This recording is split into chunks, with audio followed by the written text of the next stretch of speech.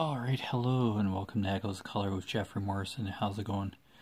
Going to sneak another whip and chat in here, since kind of on a roll. Hopefully that's where the camera was the last time.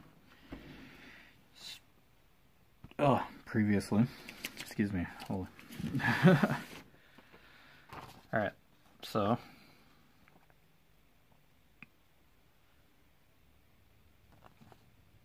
so Dreamer Designs, Fine Soft Day by Liam Kelly, 120 centimeters by 40 centimeters, 47.2 inches by 15.7 inches, square drill, 52 colors, including 2 ABs, which stands for Aurora Borealis. Oh boy, sometimes I pronounce it and sometimes I don't.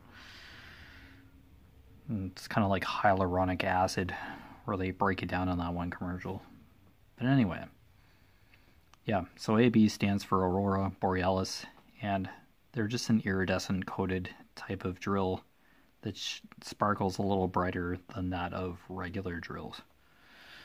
Alright, so I'm just working on these backwards arrows here, just as green, 3818. Dreamer Designs here. Yeah, it's just, a couple color blocks here. So yeah. Hopefully you're having a good day. I just waited for the previous whip and chat to upload. Cleared that video off of the phone here and just hit record again. So yeah, just hanging out today. Having a time. Yeah, just trying to take a good chunk out of this. A couple of these drills are stuck together, paired together. The sky's cleared up a bit. I see a patch of blue sky. It's saying there's a chance of rain later today, but it tried spitting earlier, but not much came of it. So we do still need the rain. I think this area is still under a fire ban, so we can't have any open fires. I think you can still have campfires if you're on a campground, but it has to be a controlled burn, I guess. So, it's alright. Here's a field of beans, like behind our house, that's not doing so good. But there are a couple surrounding fields that are flourishing a little better. Faring off. We don't own any of the fields, we just live adjacent to them. So, yeah, my mom's having a rough time. They're trying to take weed off that's ready to harvest. So my mom can't really go outside for long periods of time because she's allergic to that kind of stuff. So, yeah. I have to take an antihistamine every now or then, but it's just unbearable for her to deal with that. Yeah, I usually just get a runny nose. Yeah, and my eyes water as well. Yeah, I think she has more prolonged kind of symptoms if they're harvesting wheat or whatever. And they harvest wheat every chance they get, day or night. They're taking this wheat off. Just clearing the fields off. They cut into the field yesterday.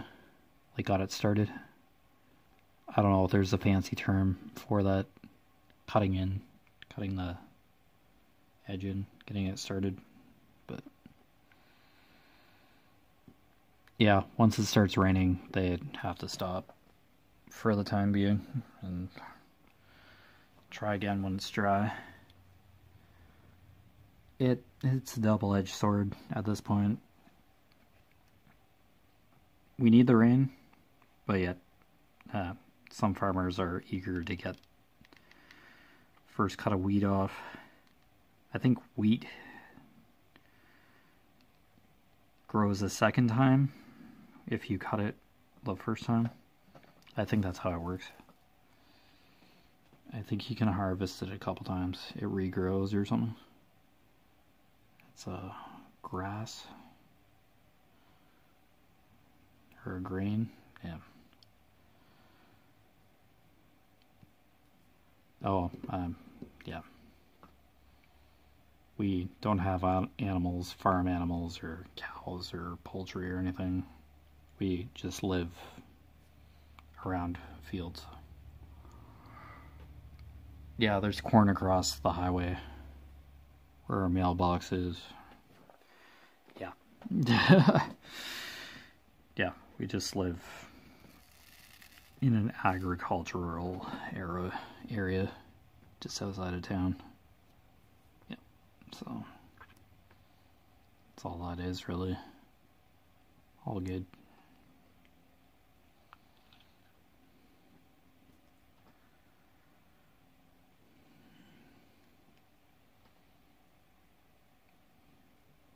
So hopefully this field behind us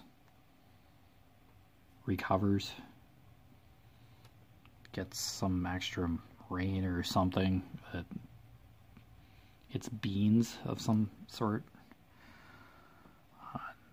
Not sure exactly 100% what kind of bean, but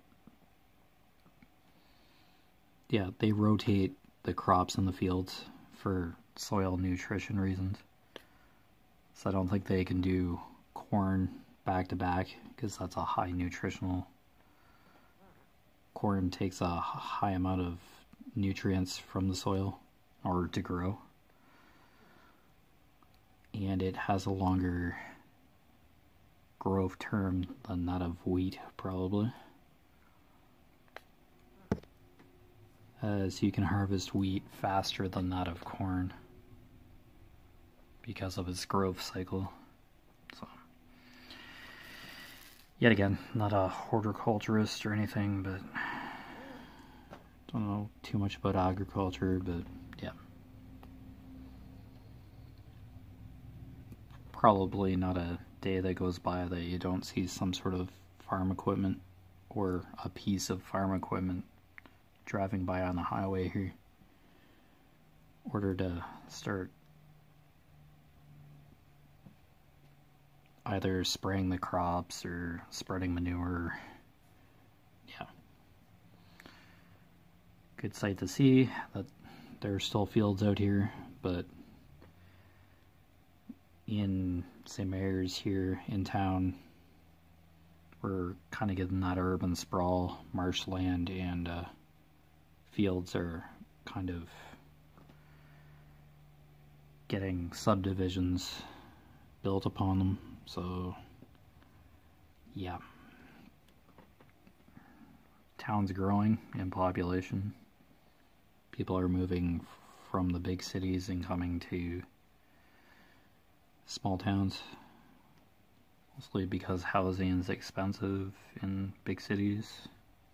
Yeah, I think I went over this a while ago, but yeah, so urban sprawl and just relocating. Quieter. But then you get that turnaround with people coming from big city with all the amenities, and they want the same amenities that they had where they came from. Or something's unfavorable in this area. Yeah.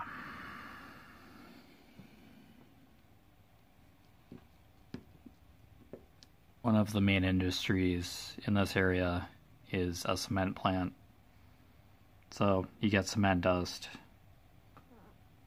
in a certain area of town. It blows, gets carried. Depending on wind direction, cars get covered in the cement dust. It's hard to get off.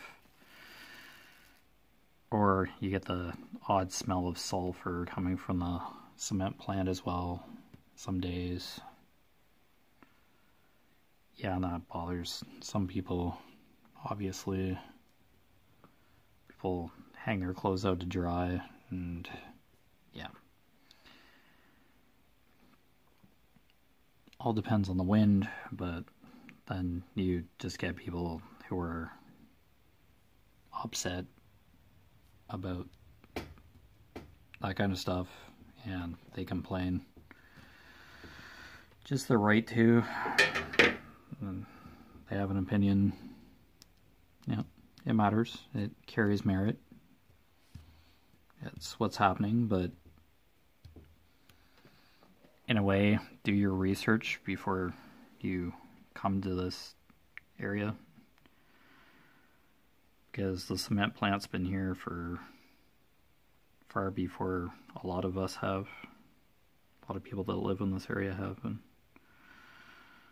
And it's a large employment industry for the town.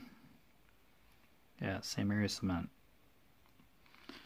I don't know if it's a division of a bigger business, or I don't know the logistics, but some people, that's how they make a living. Cement plant, and they've been there for maybe 20 or so years. So it's long-term employment. Yeah, nothing wrong with complaining. Like, it is tedious, but yeah, there are times where I complain about stuff too. So, but yeah, just kind of know what you're getting into when you're coming to a smaller town. In a big town, yes, everything is accessible, larger stores, larger population, so yeah, you have that. You have places to be social or gather or go watch a movie, or yeah, you can do a lot more in a big city. It's great. Yeah, I feel like that environment, but yeah, it's expensive too. Population density, yeah. Land value goes up, and yeah, it gets expensive.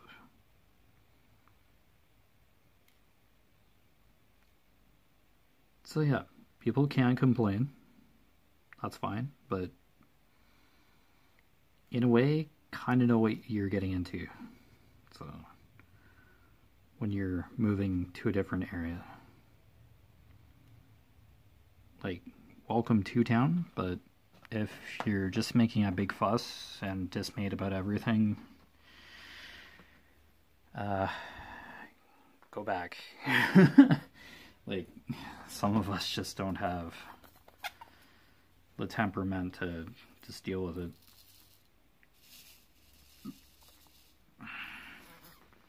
Yeah, we don't have everything in town here. That we're not Toronto or Ottawa or Vancouver. We don't have everything. We have the basics, but there's London nearby and Stratford. Stratford has a Walmart.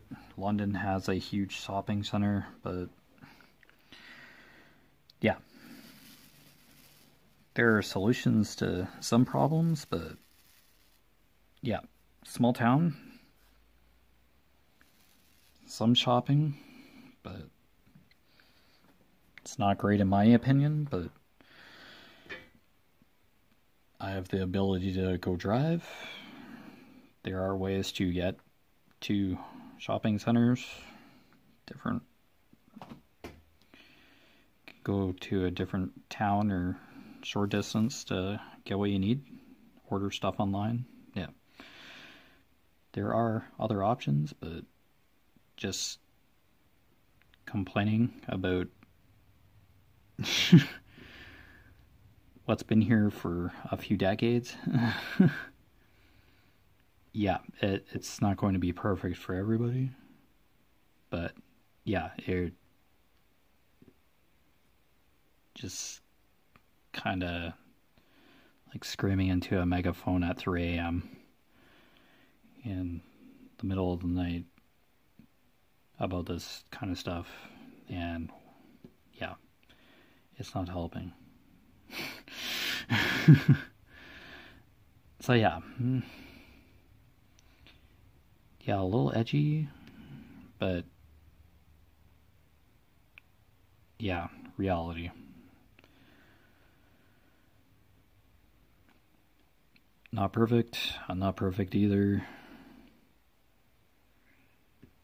I get dismayed about parades in the middle of downtown. They close the main road to get through town so I can get to work, but there's a road that I can get to work going to the other end of town, but I still resent Christmas parades. So there are parades in downtown when people still have to work. Not everybody has the same day off in here. I work 12-hour shifts. I'm used to it. Done it for years. Yeah. I work. Not really a parade guy, but if it brings families together and brings tourism and keeps the economy in St. Mary's going, or any small town,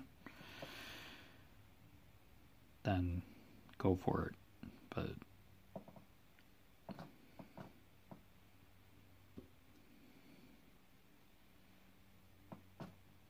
it kind of like Christmas in July movies on W.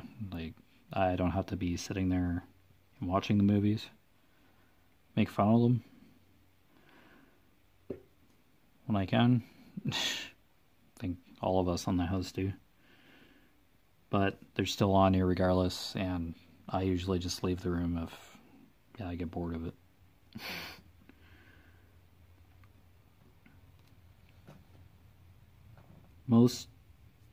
Don't get me wrong, people's complaints about the town do have merit.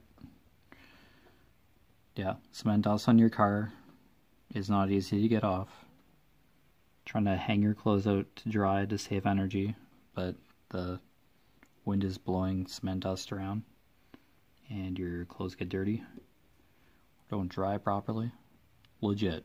Yeah, complaints are legit. That's fine, but some things are beyond a lot of people's control. It just, over time, it just kind of grates on the nerves, and it's just, yeah, that's what bugs me sometimes. You just hear the same complaint, and it's just, so do you have a solution? Kind of thing. Is there a solution?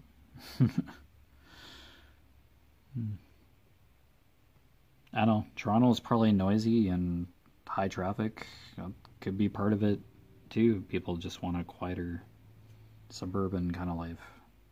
Yeah, or various reasons why everybody moves around. And then, yeah, you get used to conveniences, being surrounded by conveniences. And you just think, hey, suburban life and modern conveniences, takeout, or yeah, it's okay to want those things, but yeah, we just can't have Wendy's, Arby's. We have like 7 pizza places in town, for crying out loud. Yeah, pet peeve, but we have Little Caesars, Pizza Hut, New Orleans Pizza,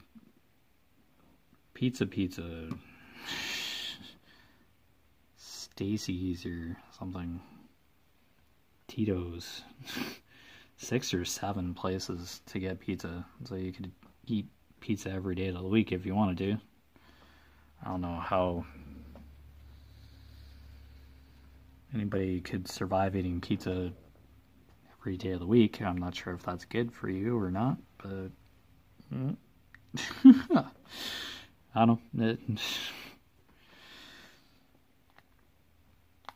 don't know. That's up to whoever likes eating out like that. It's there. So, yeah. Oh, but yeah, as I said, there's always Amazon. There's always another alternate solution to a problem. Nothing's going to make everybody happy in any situation. And people want to complain, they can, but yeah, some things you just are beyond anybody's control. So that's just what I'm saying. You can convey your opinion. It's all good. People will agree or disagree, but I'll have an open ear. But about moving here or living here, but yeah, it's not going to be 100% fantastic for a lot of people, and it is what it is. Yeah, it is what it is. Oh well. I know, housing can be pretty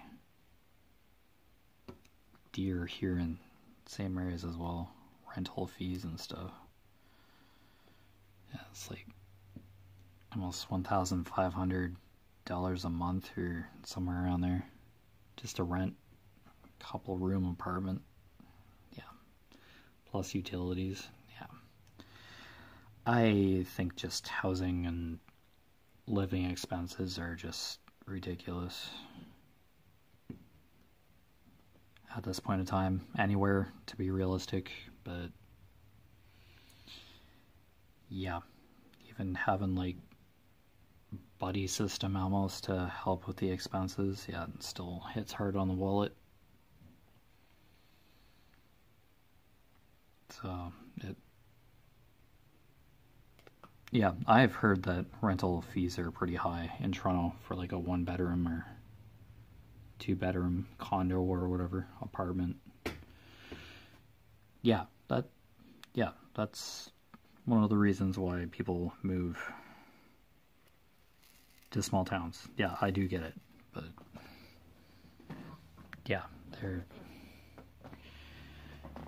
yeah, it's not going to be happy time for everybody. So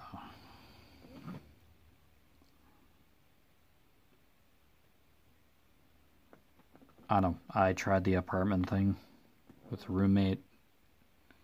He was unemployed. Just the circumstances. I moved back in with my parents. I pay room and board. So yeah.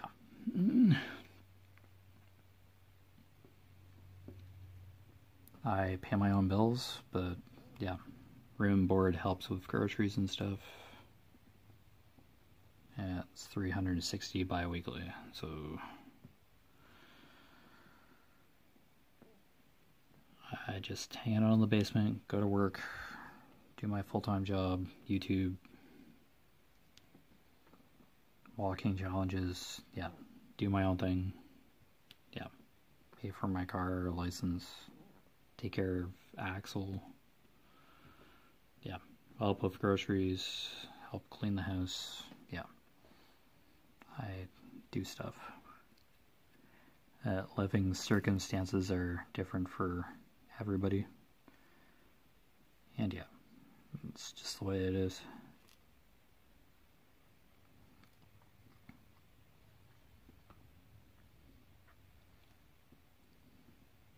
It's not my previous roommate's fault that he was unemployed. That was just the situation in that particular time.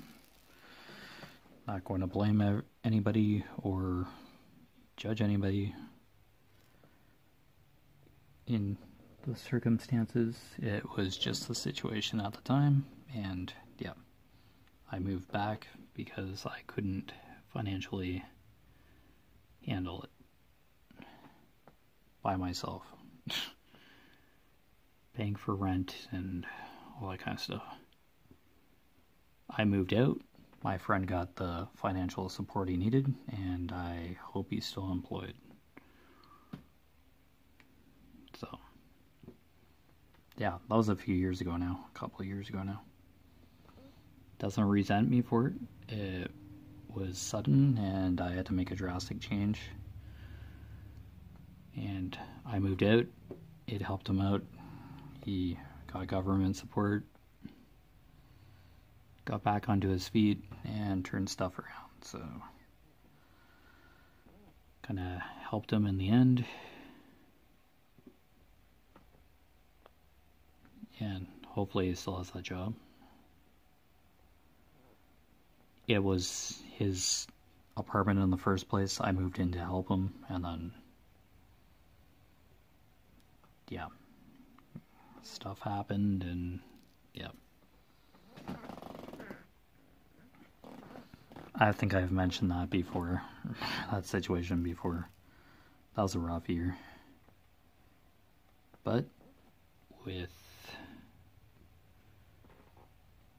through that kind of struggle is a learning experience.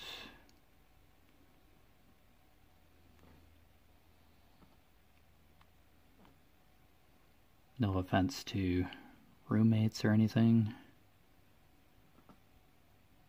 but yeah, I think it would just be me taking responsibility for living quartered myself. I don't know, stuff can happen. Yeah, people can get laid off from jobs. Yeah, stuff comes up beyond anybody's control, but yeah.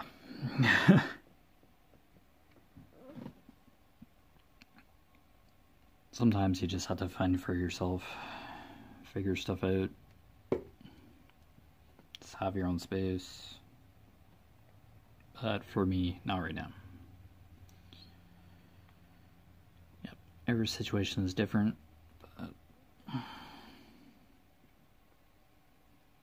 yeah. Yeah, a little bit of a nitpicky kind of WIP and chat, unfortunately, but yeah, kind of just a realistic view of things.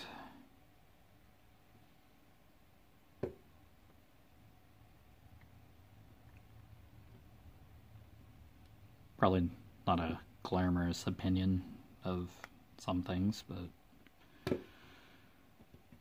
kind of how I see it in a way.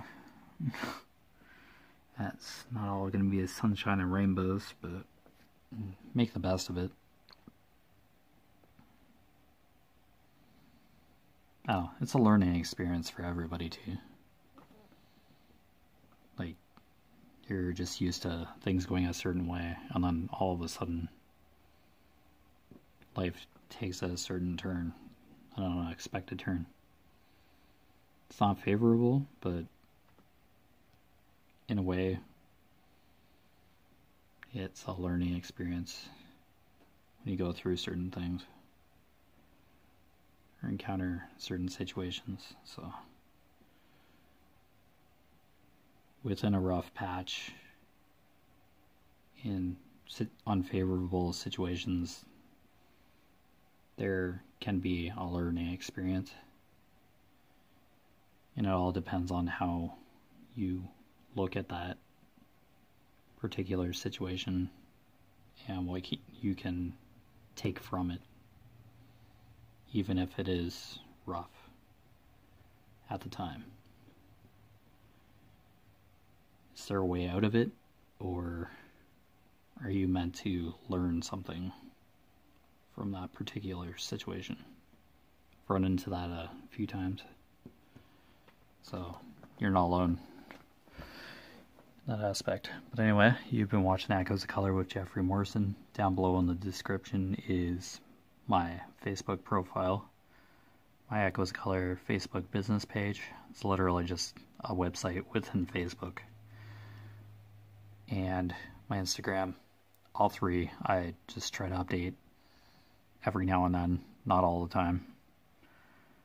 If I complete this section, for example, I post an update like that. I do meditate when I can and post those quotes basically on my personal Facebook and Instagram. So, yeah. Just be on the lookout for those. Headspace and Calm are two meditation apps So yeah, when you do a meditation session for 10 or 20 minutes, etc., you choose a certain, you can meditate for a couple minutes even, and you get these quotes at the end of the session. I do guided meditations, and that's where those quotes come from, so just in case you're curious. And I also post just the website URLs for the walking challenges: Conquer, Lord of the Rings, 5 Metal Challenge, virtually walking across Middle Earth, and Pacer, Silk Road, trading route, old trading routes in Asia. So yeah, just virtual walking challenges. Just websites, not affiliate links.